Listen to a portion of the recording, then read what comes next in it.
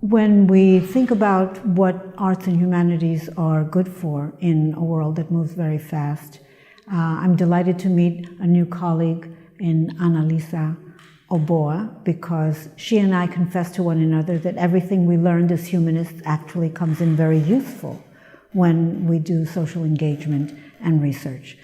So we're delighted and almost surprised by the usefulness, and we shouldn't be. We shouldn't be, because a very long tradition of the humanities and thinking exactly from this space, from the University of Padua, from Italy in general, and from classic traditions, for 2,000 years the humanities have been dedicated to civic engagement.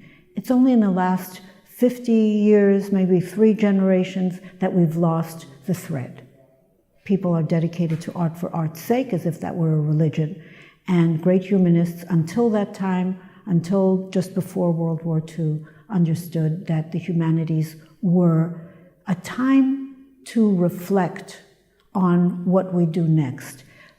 People understand what arts are good for today, because engineers, developers understand that without creativity, nothing happens.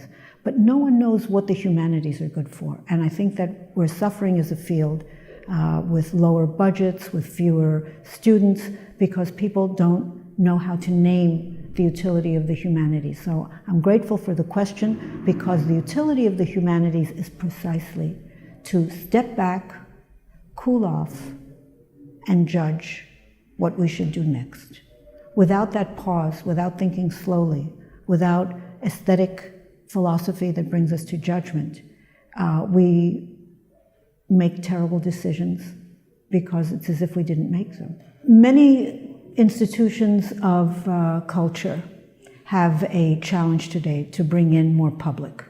And in the United States, at least, this is the major challenge for museum. How do we bring in the public? How do we make more community engagement through museums, through concerts, through theater? And one obvious obstacle that we have in the United States, and I've seen in other countries too, is that museums are terribly expensive. You know, to bring a family of 4 to a museum in the United States costs $100 before you've taken anyone out for lunch. So one objective I think we have to consider is to make museums free or almost free. In New York City, some of the museums used to ask for contributions. Now they ask for the $25 because museums are suffering a budget crunch. Now, what can we do in museums to be even more useful than they already are?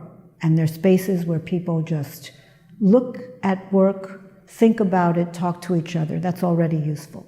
But just imagine if we integrated museum visits with primary school education, where students were reading something they were not interested in and had to find pieces in the museum that could be used in a graphic novel to illustrate that text which you were not interested in.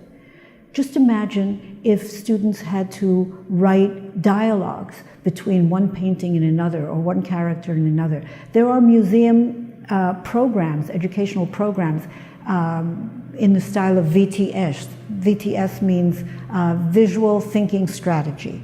And they're very simple. They're too simple. Visual thinking strategies means that we take groups of students, small students, grown-up students, to museums, and we ask people to comment and speculate about a painting and respect each other's opinions. That's it. There's no active engagement. There's no making.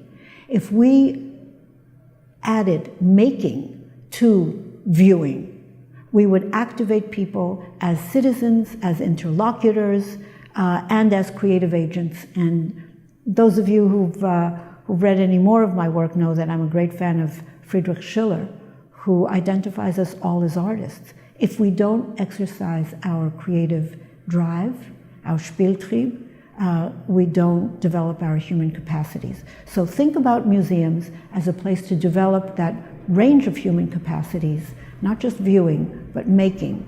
And I think we'll have made an enormous contribution that may encourage policymakers to make museums free and a hub of education. In general, I think that academics are risk averse.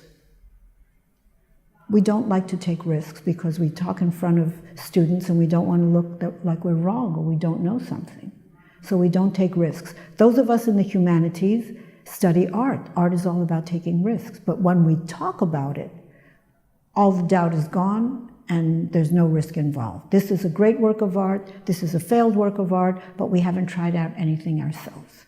So we are trained to be risk averse because we don't like to be shamed in public. I think we need to get over that. I think we need to be less narcissistic about our interventions in classrooms and just be vehicles for risk-taking. And if we don't take risks, nothing changes. The name of art is intentional change. That's the name of art. I'm reducing Viktor Shklovsky and all the Russian formalists to a bare minimum, but I don't think he would object. It's making something new and difficult to understand so that you have to think about it and talk to other people. I mean, he's in the line of Kant and everyone else. So if we don't take risks, we don't honor even the subject that we are studying, which is risky art, and we certainly don't make social change.